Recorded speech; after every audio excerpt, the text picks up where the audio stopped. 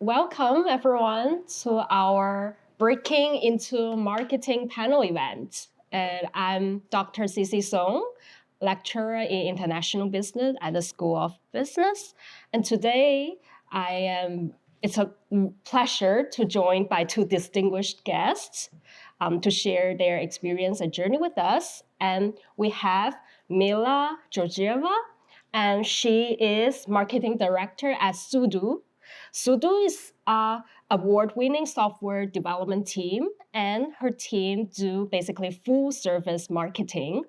And we also joined by Andy Campbell, and he is marketing manager at Henderson Logie, an independent owner-managed accountancy firm based in Scotland since a very long time, since 1909. Wow.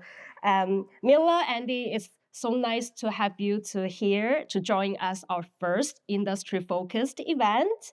And we are very excited to know about you and your journey, as well as your insights in this broad marketing industry. So let's get started just to get to know more about our guests for today. Shall we start with Mila? Mila, we know Mila is alumni of our School of Business. So Mila, can you tell us more? How was your journey and how you start and to the current role of marketing director at Sudo, please? Yeah, absolutely. Thank you. David, just check, is the mic working? It's definitely on. It's green. Yeah, awesome. Had to check that first. But yeah, no, lovely to be here. Thank you so much for having me in. Yeah, my name is Mila. I'm marketing director at Sudo. My kind of marketing journey took the scenic route. I actually wanted to do journalism initially, and then I came to Dundee Uni to do business computing. And through that, I ended up just kind of picking up little things along the way. So I did a little bit of PR, I freelanced. PR got me into content marketing, which got me into SEO, which is search engine optimization, and actually one of my niches at the minute. And natural progression after that was going into pay-per-click advertising, which is all the ads that you see in Google search, or you will if you don't use AdBlock. So that was kind of the journey through that. And I actually joined Sudo during the pandemic. I had a marketing role before that was covering a maternity leave, and I didn't want to extend the contract just because I had to travel and I didn't want to travel at that time. So came back to Dundee, joined Sudo, and just worked with a team. We're kind of full service development. So we take projects for different clients right from the idea stage, doing the initial market research, competitor research, all the way through to designing the product and eventually launching it and then doing all the post-launch marketing. So a lot of the digital marketing stuff kind of falls on me to do. So my niche is, SEO, PPC, a little bit of social media, a little bit of design, a little bit of everything. And marketing, you sort of end up wearing a lot of hats, which I'm sure Andy will also agree with. And I'll pass over to you. Thanks for having me along. So I'm Andy, the market manager at Henderson Logie. I've been with the firm since I graduated from Abertay in 2016, so I am an imposter. I'm not an alumni from Dundee Uni. I kind of took a bit of a scenic route as well in terms of understanding if I wanted to work in marketing. Back at school, was pretty average student, kind of just coasted through, didn't really know what I wanted to focus on. Last year of school was like going to need to pick a subject to really focus on and go to uni. Took business management, really enjoyed the marketing module of that, to be creative, problem solving. That took me on to Abertay. So through that time, enjoyed the course, did a bit of marketing experience in the last year at uni. That was focused on a business that my dad was working on at the time, which was a good way of getting some experience before leaving uni. And then applied for so many graduate positions and got so many rejections and didn't know where I was going to take that, and ended up getting a message through LinkedIn from the HR director at Henderson Logie. Accounting is not what I wanted to go into at all. I've now been here for nearly 9 years, which shows you that it's a good company to work for.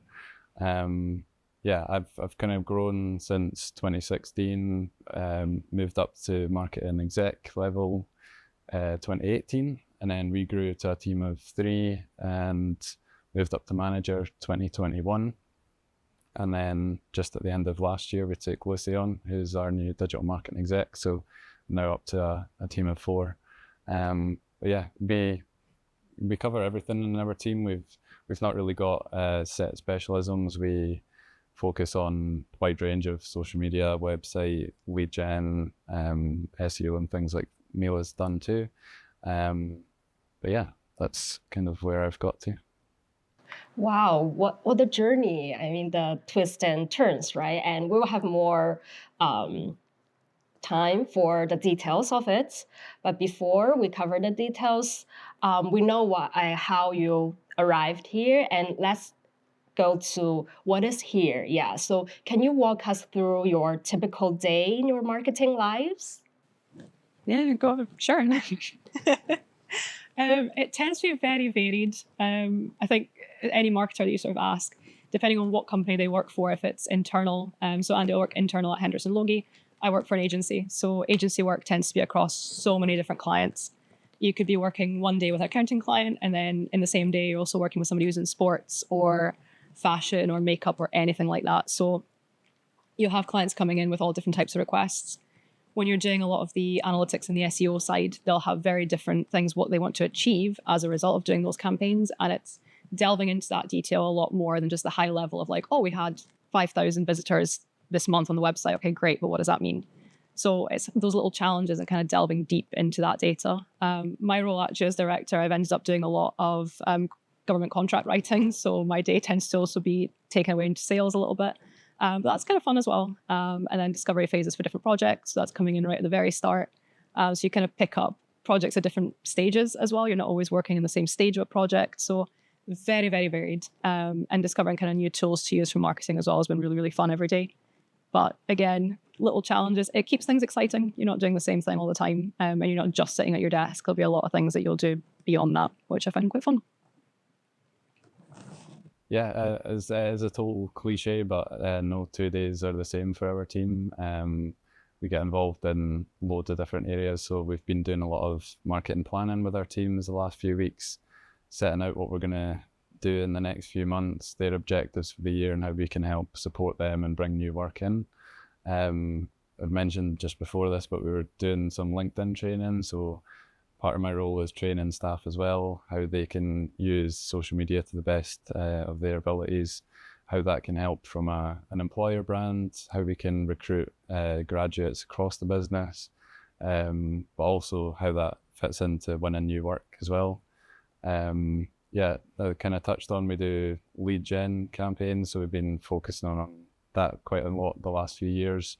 We're now using HubSpot CRM. That's been a big project for a company who has been around since 1909. That can be challenging with certain personalities in the business, but that's just from people who have been doing their job a certain way for 20, 30 years. It can be tricky to then try and roll out a new system, how we can track the leads that are coming in, and then really help them map out their pipelines as well. So yeah, there's no 2 days the same really, but just focus on kind of wide range of marketing. So Well, based on what I've heard, working in marketing, you have to know everything. You have to deal with the tools, software, and the people and the clients. And so thank you so much for, pull the curtain so we know more about the lives in the marketing industry. And my next question is, can you share some of your insight about any common misconception about what is market that you would like to debunk? Because you have already shared some of your personal experience a day in marketing, and is there any common misunderstanding or misconception about marketing you'd like to clarify? yeah, I think from our side, if you're going into a big business, so we've got 190 staff now, but there might be a misconception that marketing is quite an easy job. You just sit on social media all day, or you make things look pretty, which is not something we like to hear. But I think that's probably an area that people can view it as quite an easy role. It is really varied, as we've already touched on. So not that we know everything, because you can't in marketing. There's so much to learn, but you have to be alert and kind of open to opportunities all the time. And I think being an easy role is definitely not. probably as well that you need to be super extroverted to be good at marketing, and be really creative, which I mean, I'm definitely not. This is out with my comfort zone, but we're pushing ourselves. But yeah, I think it's not just all about creativity, and there's a lot of an analytical side to marketing as well. So I think that takes different skill sets. So yeah. Yeah, definitely echo that. And even just on the bit that you mentioned about marketing being easy, I think there's certainly a misconception on my end when I started was that I kind of felt like, I've done the training, I've done the online courses, I've watched YouTube videos, I'm ready to take on marketing. And the first projects I did, they don't go as easily as they do in the training. They don't go as easily as they do in the YouTube video.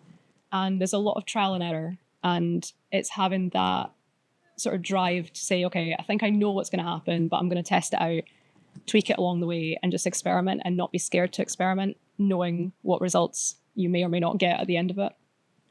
But equally, I mean, yeah, training's a big one, and how getting into that you need, to pay thousands and thousands. There's a lot of free resources out there that are really, really good. But I think as well, there's not really anything that will substitute actually going in and getting hands-on with marketing. And there's free ways to do that as well. You don't have to pay loads to get that training. If any charity that you know of, they'll get free credits on things like Google Ads. So you're not wasting charity's money, you're wasting Google's money. And I think we should all be fine with doing that. Get stuck in, get hands-on with it. Industry tools like Google Analytics is probably the main one that most companies will ask you to have some knowledge of when you join. That also has a dummy account that you can just log into and play about with just to see what the platform does. And I think, yeah, if you can have a look at all those, it's not expensive to get into, but you just need to be a bit more hands-on to pick up and a bit more driven to, actually go for it. Thank you. I think the misconception about marketing is easy. It's actually years of trainings, time-consuming, costly to make it look easy, right? And thank you, Andy, for sharing about, not extrovert people can do, not only extrovert people can do marketing, everyone, right? If you invest the time and hopefully not much money, there are a lot of free software training sessions that we can use. So, and so based on your experiences and years of observations in the marketing industry. So if we can go back to the time when you are younger, so is there anything that you wish you had known before you entered the marketing industry? I think from my side, it's that the sector doesn't necessarily matter as much. I can say that now because, as I say, I did not want to be working in accounting. But as soon as you find a business that has good values, they've got good people, you can build a really solid team around that. So yeah, I think if you're going to be looking at graduate jobs or opportunities across lots of different sectors, I'd probably just say to keep your options open. Don't go too niche or have a picture of the exact job that you want, because it might not work out that way, because it is a very competitive field. So yeah, probably that, just to keep options open. That would have made it a bit easier at the start.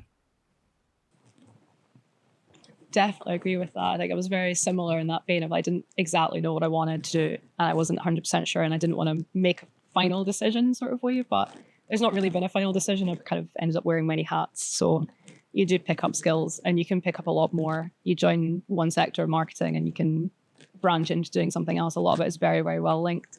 But I suppose for me as well, another thing I kind of wish I'd sort of known is that you don't necessarily need to have a marketing degree to work in marketing. That was kind of, especially when I pivoted from I was dead set on doing journalism. I was like, that's what I want to do 100%. And then I started doing some training and I found I just didn't enjoy it. Unfortunately, it just wasn't for me.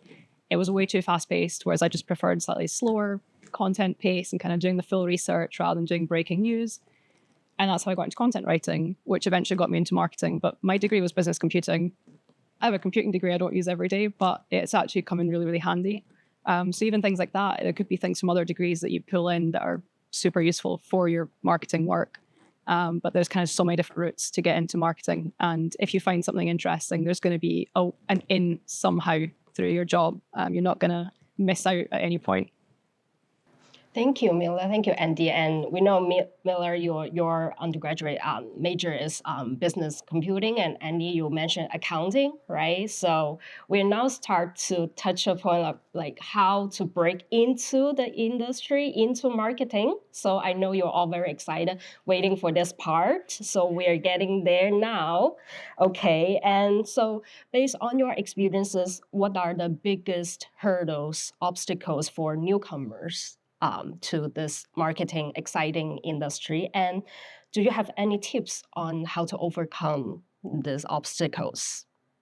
Yeah, I'll maybe go first. But yeah, for me, it was definitely kind of on the recruitment side. I think when I was looking for work in marketing, I got really lucky in I only had to go to a couple of interviews and I ended up getting a job. That isn't what happens now. The market is super saturated. We've just done a recruitment push for a marketing manager to join my team, and we've been recruiting since last July. So it is very difficult to find not only the skills that you need people to have, but even just the company fit, the kind of drive to do a certain type of marketing. And it's so unique from company to company. So it's kind of a twofold thing there of sometimes candidates aren't the best fit, but other times the company's not the best fit. So those are kind of things to consider. Sorry, I've had a mind blank there.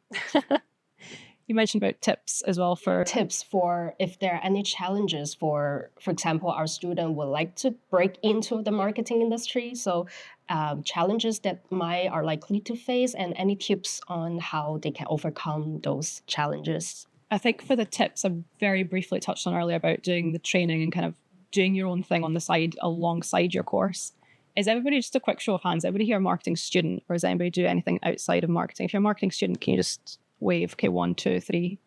Okay.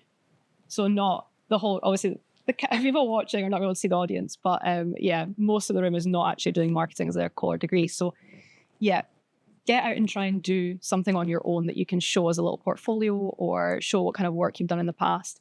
Content's a great portfolio. That was something we asked in our interviews.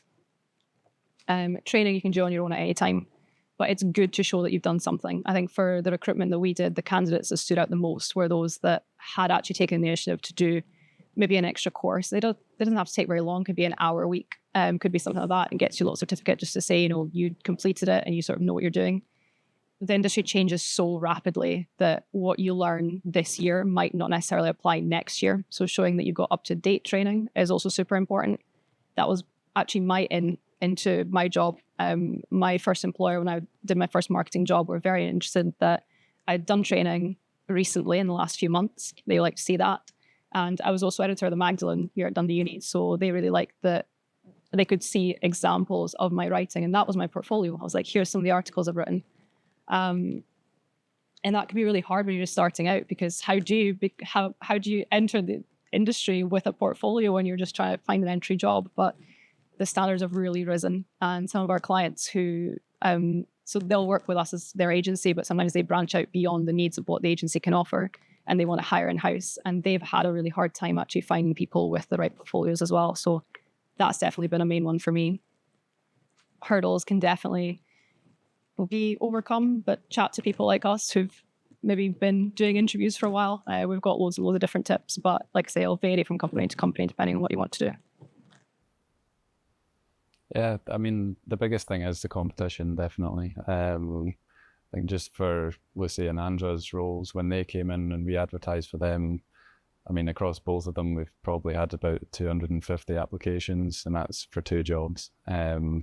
So there's a lot of people out there, and I think because some roles are now becoming more hybrid or remote working as well, then that opens up to applications across all of Scotland or the UK or wider. So yeah, I think the experience part is really, really important. And yeah, like Mila says, if that's a kind of passion project, something that you're doing on the side, or if it could be any sort of volunteering that you could do on a marketing basis, or anything for friends or families, businesses, like I did with the business that my dad was working with at the time. And I just said, do you need social media support? So I just did that during my last year. So it's hard to balance that with studying, but it definitely makes you stand out if you've done more than just your degree, which is not easy. But yeah, I think that's probably the main thing. And I think actually getting into a job, the thing I kind of struggled with as well was imposter syndrome. From actually coming in straight out of uni, in a big business with people who have worked there for a long time, who know the business inside out, and suddenly they've got a fresh-faced graduate who's telling them what to do or how we could change things. So that was definitely a challenge, but again, it's been a really good business to work for, that they've been open to that. They knew that there was things that we had to change in our marketing, and it is a tricky one. And in terms of overcoming that, is not easy. It just comes with experience and getting settled into the role. And again, if you've got a good team who supports you, and you can have good objectives to grow, then that definitely helps. So. Thank you. And we've mentioned a lot about marketing, right? And we know that marketing is a very broad field. So now we're just trying to pin down. And you have also mentioned, both of you mentioned, the industry is evolving quickly. So the skills, the experience have to keep up with So any tips on finding the right niche? Given that it's a very broad field, and any tips for the students? Yeah, that is definitely a difficult question. I think it does come down a little bit to kind of your personal preference of the speed that you like to work at. For me, I found that starting with content writing, the speed was perfect for me. Things like PR, maybe a little bit faster. And then if you're going into any kind of more reactive type marketing, a lot of the social media, I would say, is very reactive. If something happens, you see a lot of the bigger companies, they'll potentially put out something that immediately, like a few minutes after an event has happened, they'll put something up that either correlates or makes like a bit of a joke about it, or posts a meme or whatever. So initially, pick the pace that you want to work at, and also think about what you enjoy doing. Is it creative design? Is it writing? Is it, it could be something more visual. If you go into more the advertising route, there is the kind of video side as well. Audio comes into it quite heavily. So having skills in those areas. I mean, when I was doing the Magdalene, I kind of got involved with the other Do Some Media kind of stations, which gave me a bit more of a rounded look of what that might look like. Have a look at what resources they have, chat to them as well. I think there's quite a good into not just journalism through Do Some Media, but a lot of marketing. A lot of my friends who left Do Some Media have gone into marketing adjacent roles. So it's definitely an in that I've noticed. But apart from that, trial and error. I think even if you go down the wrong route, as we kind of mentioned earlier, you can very easily pivot. If you decide that something isn't quite for you, you can change. And a lot of the time, bosses are also very receptive to that sort of change. If you find that you're working somewhere you don't enjoy your job, speak to your boss, because 9 times out of 10, if you've got a plan of what you want to do and you present it in a way that benefits you and the company simultaneously, it'll be fine. And they'll just hire somebody to do the job that you don't want to do. I think from my side, it was probably just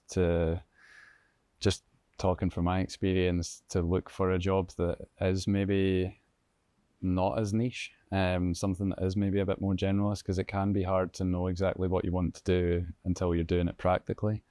I've stayed in a job which I'm still focused on all areas, but it would give you a good flavour of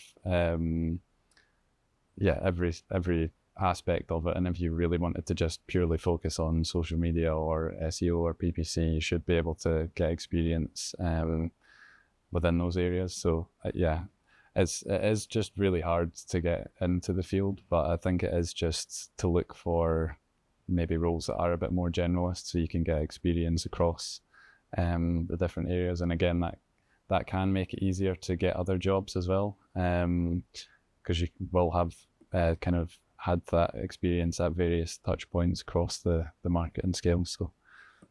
Okay, thank you. And we're towards the end of our discussion, and I would like to open the floor to question. But before we wrap up, I have one final question so we can gain more insight for our guests. What is the best piece of advice? And you have been given a lot of guidance to our students, a lot of very practical advices. So if you can pick one that is the best piece of advice that you have received or given, which one would you share with our students? I think I would say get comfortable with being uncomfortable. Try and grow, really just by, if that's doing speaking slots, if it's by doing presentations, it's really just trying to step out of your comfort zone, whatever that may be. That's when you learn the most about yourself, definitely, and how you can grow. So yeah, I mean, for me, coming along today as well, if I think back to when I was at uni, I would have shied away from this. I would never have done it. I tried to kind of front load all my work in group projects so that by the time it came to the presentation, I could take a back step because I'd done so much.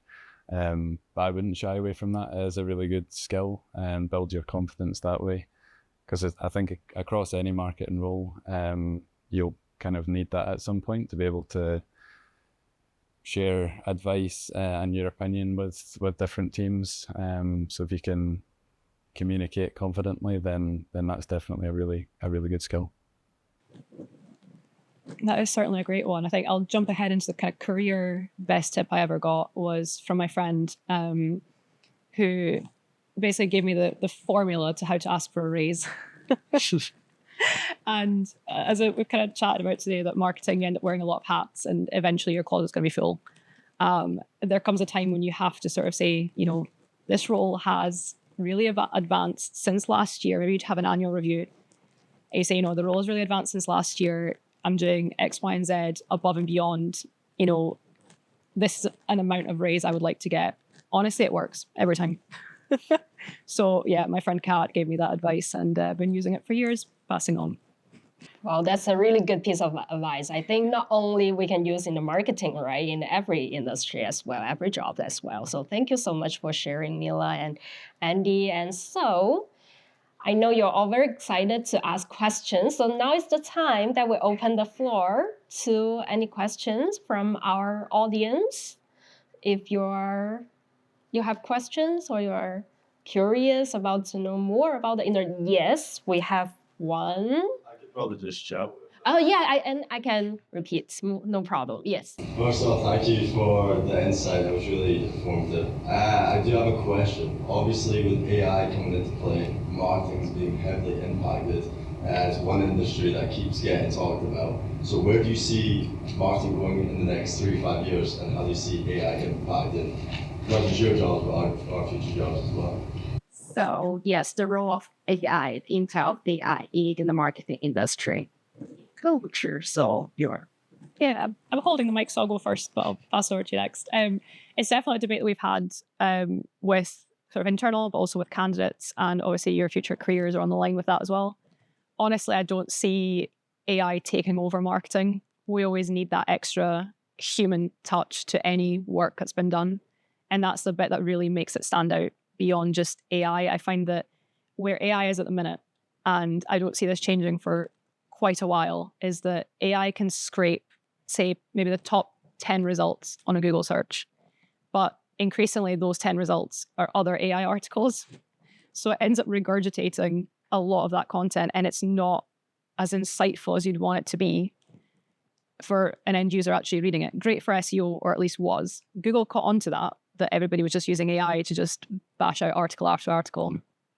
And what they've now started doing is that they want the algorithms kind of changed to look for unique advice and anecdotal advice and things like that. So if you're in marketing and you've done something unique and new and different, when you write about that, that is a lot more likely to rank in sort of SEO terms, in graphic design and kind of social media terms as well. If you're designing with AI, a lot of the platforms have now got AI indicators. They've got tracking in the back end to see if somebody's uploaded an AI piece of content, and it will display that at the front.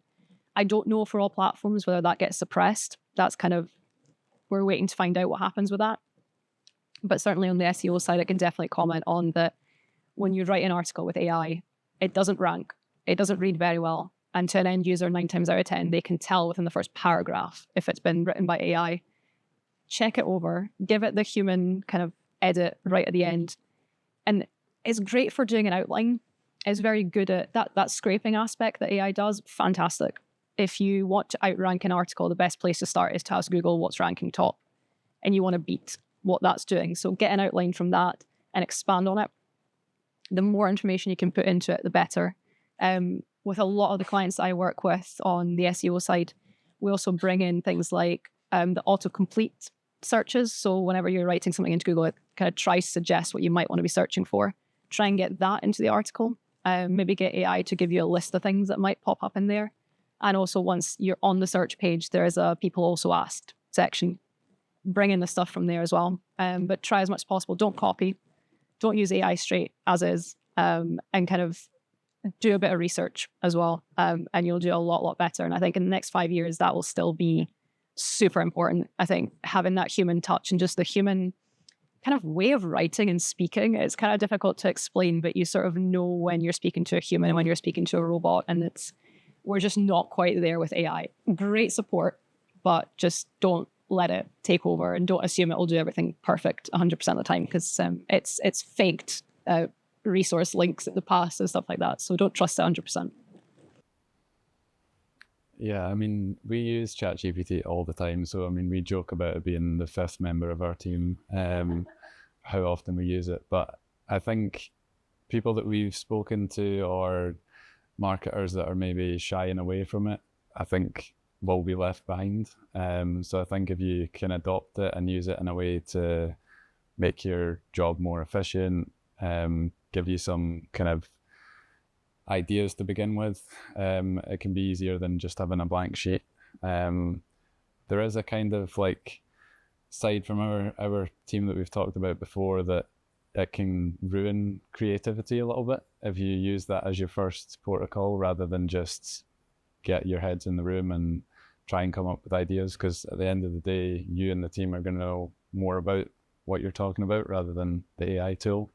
It is and can be a very helpful tool, and I'm sure it's going to get more and more sophisticated in the next few years. So I think it's just about using it in the right way and kind of harnessing that. But yeah, I definitely wouldn't shy away from it because it's not going anywhere.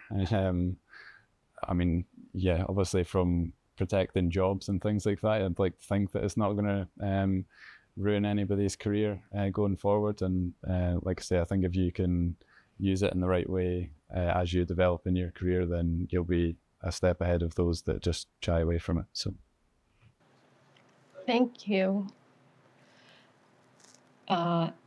Yes, we have a hand too, actually. So, It's really about communication, and I think it's really important, like, to communicate ideas and views. So you got any recommendations or tips about being a good communicator? okay, communication, both of you have mentioned, right? And so, how important or any tips on the yeah, we work with so many different teams who all have very different personalities and ways of working. So that's something that we've tried to do a lot more of, is flex your approach to the person that you're communicating with. And that might be somebody who just wants the bullet points in a 5-minute meeting, or it could be somebody who wants an hour-long discussion and developing ideas together. So yeah, I think that's probably a tip.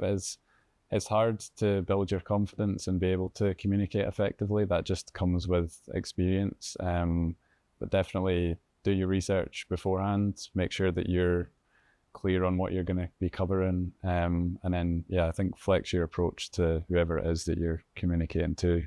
And yeah, I think you'll have more success that way. Certainly echo that. I think, and on the agency side for myself, like we work with different clients, and a lot of the time they come to agency because they either don't have the technical people in-house or they themselves are not very technical. So I think a key thing for me has been try and get rid of any jargon. Don't use acronyms.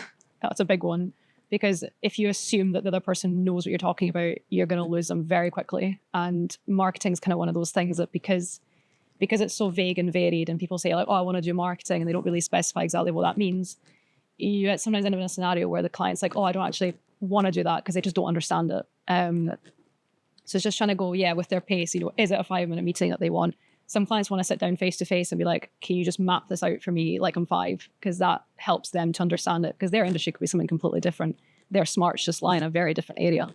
And sometimes they don't recognize the opportunities that they could have if they do a certain approach. So they come to you as kind of the expert. But equally, just the communication side of it, also even just being responsive quickly. I found that clients really enjoy when they get a response very fast. I think we're all just so used to notification comes on our phone, we reply straight away. And business has become that a little bit as well. Sometimes I'll respond to an email within, 5 minutes, and a client's super happy. And then maybe somebody else takes a little bit longer and the client starts chasing them. And it's only been an hour and you think it's an email, like it's not that urgent. It's okay. But it's speaking to people the way they want to be spoken to and the way they expect. And that, like Andy said, it does depend on your audience and who you're speaking to. Thank you for the very hands-on advices, right, and tips. Okay, we have another question. Great. So you mentioned before that often seeks advertising piece of a meme or some trend, and they often make content within a couple of hours. How effective is that kind of marketing? Because I've seen, say, ads from Amazon and just memes, and personally, I find them very annoying. So, again, not just great target audience film.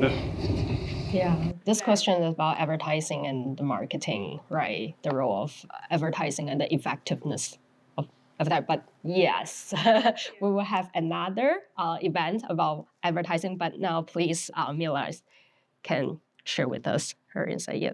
Yeah, I think definitely you kind of touched on two different types of ads there. So, two different types of content there. So you've got the ads where they've sponsored it to try and target you specifically, and for some reason that's gone awry and you're actually not their target audience. But there's also the other one was the kind of more organic one, which is they post it on the platform as it happens, that kind of reactive. Both of those can be quite reactive, just in different time spans, depending on what the thing is that happened. One that kind of sticks out to me that just passed is kind of the year roundups that Spotify do. A lot of different companies have started copying that format. Monzo does it really successfully, the kind of cards finance company. Their reactive posts do really, really well. But I think if you have a big audience already, it's likely to do a lot better than if you have a very small audience. And certainly if you're targeting it with paid ads, it could land on the wrong person entirely. My Facebook, for some reason, my ads seem to think that I'm a millionaire because it consistently sends me ads for Aston Martins and McLarens and cars in general and thousands of pounds worth of jewelry and stuff like that. And it's not because I'm their target audience. It's because I work in content writing and that's what my clients do. So you need to be wary of kind of that as well when you're running ads, that sometimes you're not going to hit the right audience. You used to really niche it down. But that aside, how good can responsive ads be? It's not maybe something that's going to convert initially, so you're not maybe going to get a sale out of it, but it's something that gets people talking. And that's a slightly different type of marketing where you're just raising that brand awareness and you're trying to get yourself heard. And the end goal of that is not to get a sale, it's just to engage people. So when you think of kind of the sales and kind of even product journey or whatever the thing is that you're selling, you need to get people interested very first, get people informed, interested, and excited about what it is you're selling, and then you eventually sell to them. So that would maybe just be a technique to just get the hashtags in there and get the widest possible reach. But yeah, it's not going to get you a sale, but it could get you a little bit more recognition. Do you want to follow up, Tola?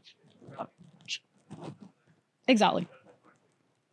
Absolutely. It is absolutely that. And the advertising talk that I'm sure will come up, well, I don't think you've got a date, but in the future, I'm sure we'll touch on that. I think marketing is such a wide umbrella that sometimes we call a lot of things marketing, but actually there's just so many different niches. You kind of need a slightly bigger team to comment on that effectively. But did you want to add anything to that? Yeah, I mean, I think trends can be good to jump on, but if it fits with your target audience, which you obviously weren't in that case. I think if it fits with the marketing that you're already doing, and Monzo does, I mean, their LinkedIn page is great. They always jump on trends, but it fits, and they've built that up over time, and they've built that following, so that works for them. For us, again, like we are a forward-thinking accountancy firm, but again, trends don't necessarily fit with our marketing and what we're trying to do, so that's something that we've not really jumped on, but it can work for the right business and the right audience. But yeah, I think it's something to be cautious of, because it can just make it look like you're just a bit haphazard and just doing things to be reactive, and there isn't really a bigger plan in place with that. So thank you. And I must say that the time is almost up, but I would still like to give each of our guests a few minutes for any final remark that you would like to give our students. Good luck, really. It's it is a tough field to get into, but I think if you put your mind to it, you don't give up, because as I say, I had a lot of job rejections. So I think if you can be prepared for that and persevere through it, then yeah, hopefully things will work out. So yeah, certainly the good luck part. All the best with exams. I definitely remember being sat waiting for exams and results, especially. It's quite daunting, but yeah, I would definitely say use any time that you've got kind of in between classes, or even in your case studies, to try and introduce a bit more outside of what's in the curriculum. I just find that curriculum's fantastic for setting that groundwork, but if you want to go into a particular niche, it just needs that little bit extra work into it. That would be kind of my advice. It's kind of something I've been doing for a long time, and something that's worked for a lot of my friends. So kind of tried and tested in that regard. Thank you so much, Mila, and thank you so much, Andy, for taking a time to join us today. And thank you for our audiences for your engagement and wonderful questions. So I'm very excited to announce that today Breaking Into Marketing is the launch of our new School of Business series. And in February next month, we will be diving into the fascinating field of advertising. So stay tuned and check your inbox, and the student newsletter will have more news to share. So thank you, everyone, and see you next time. Thank you.